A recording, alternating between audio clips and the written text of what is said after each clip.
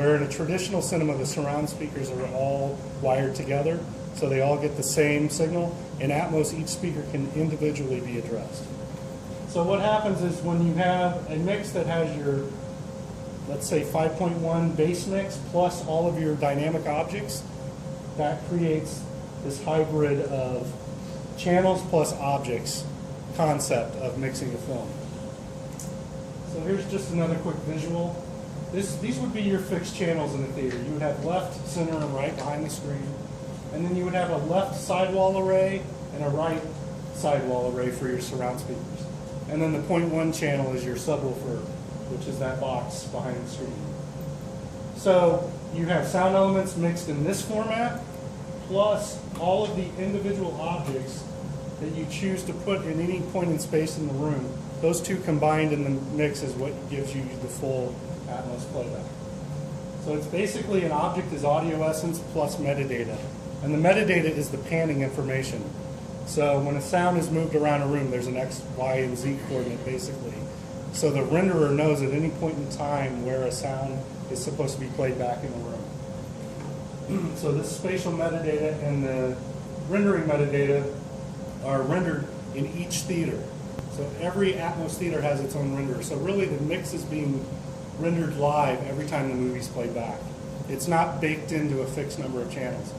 It's going to play back based on what that theater needs to pan things as the director and mixers originally intended. So this is the layout of a typical Atmos theater. I don't want to block anybody's view. I don't have a laser pointer, but I'll just point here. You still have left, center, and right behind the screen. The green speakers there are basically left extra or right extra. So Atmos brings back, oh, perfect, thank you. So left extra and right extra here. Atmos now affords that in a large cinema that has a large screen, we recommend that you do add left extra, right extra speakers, because what this will do on a huge screen is allow better panning and smoother panning between the speakers, rather than relying on phantom images if there's no speaker there. So you have left extra, you have ceiling arrays now, you have, this would be the left ceiling array, the right ceiling array. These are your traditional sidewall surround speaker locations in red. And then these speakers here in blue are what are also surround speakers, and you see the surround speakers now go to right up to the screen. So what this allows for is panning of sounds much more effectively right off the screen and down the wall.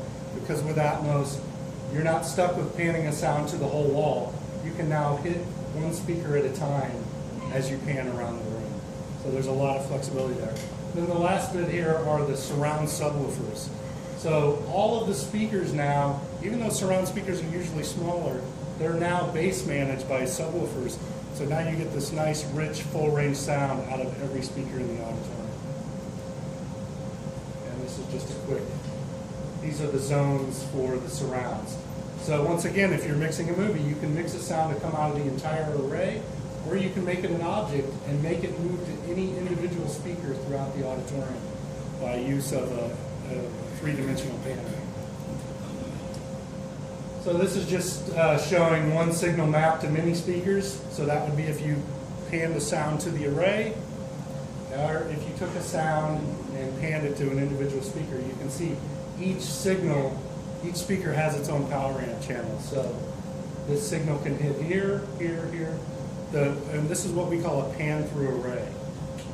The fact that you can just move a sound slowly down the wall in itself is pretty impressive when you hear these demos. That's probably one of the biggest things you'll notice when you're listening to Atmos versus traditional surround sound. So I already covered this, but in Atmos, the surrounds now, instead of starting about a third back and then going back, surrounds go all the way pretty much right up to the screen now. And this gives you much more effective panning. Ceiling speakers and your full range surrounds. So, quickly on mixing. Am I doing okay on time? Great. So content creation, it's pretty straightforward here. There are a number of consoles now that support Atmos mixing. Pro Tools is also a system that natively supports Atmos mixing. So you basically need one or both of these, or a combination of an Atmos capable mixing console or Pro Tools. Audio is fed out of these systems via MADI, and then there's Ethernet data, which is all the panning data that goes to the renderer. This box here is the Dolby RMU. This is a rendering unit. It knows how to take all that audio and data in and render it back out for the room. So each RMU is programmed specifically for each studio, depending on its size and shape and how many speakers it has. And then the speaker system will be here. Mixing tools, Dolby Atmos Panner plugin. This is it here. You probably can't see it very well, but this is what the plugin looks like when you're mixing in a Pro Tools session. Once again, you have three-dimensional controls. There's special panning shapes. So if you want to sound an arc from the screen over you and then come back down the rear, there's built-in panning shapes and different automation. And it's all fully automated. And then these are a few different consoles. This is the Harrison, Neve, and then the Euphonics Avid System 5 consoles. Those all have Atmos native support built in. And then the monitor app this is what the RMU user interface looks like. And it basically gives you a map of where all the speakers are in the room.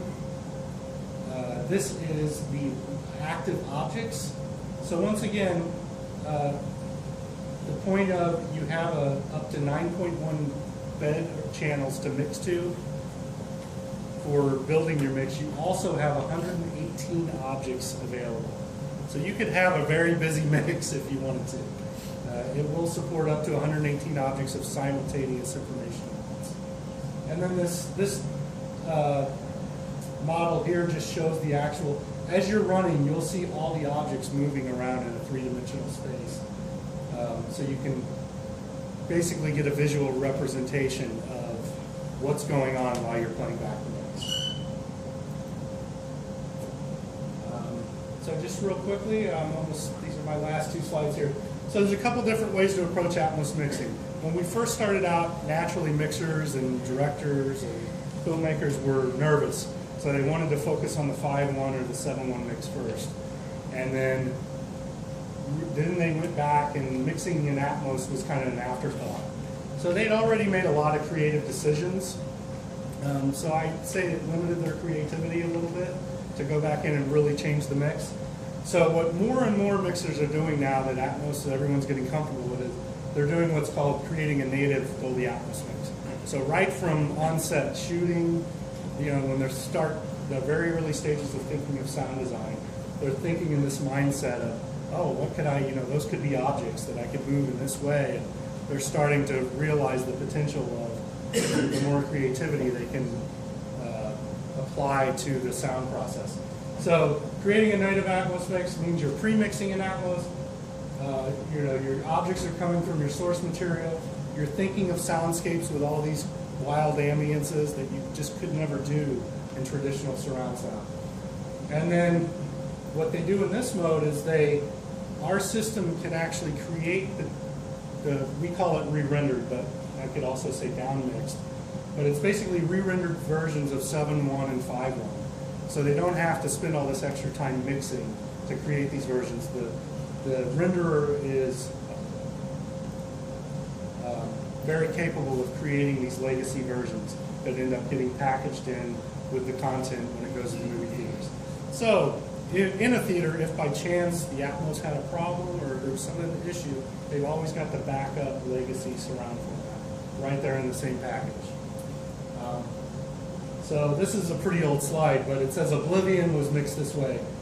Since then, many, many other films, Gravity, Noah, I could go on and on. Many, many major Hollywood films are now mixing natively in Atmos. So that's really exciting. I won't bore you with this slide, but this is the opposite that I already explained, that they've started in surround, and then they go back after the fact and like, oh, we could pull these elements out, and yeah, that would be cool. This is much less creative, and all the creative folks agree that they're getting away from this, that they like mixing out natively in Atmos. That's it.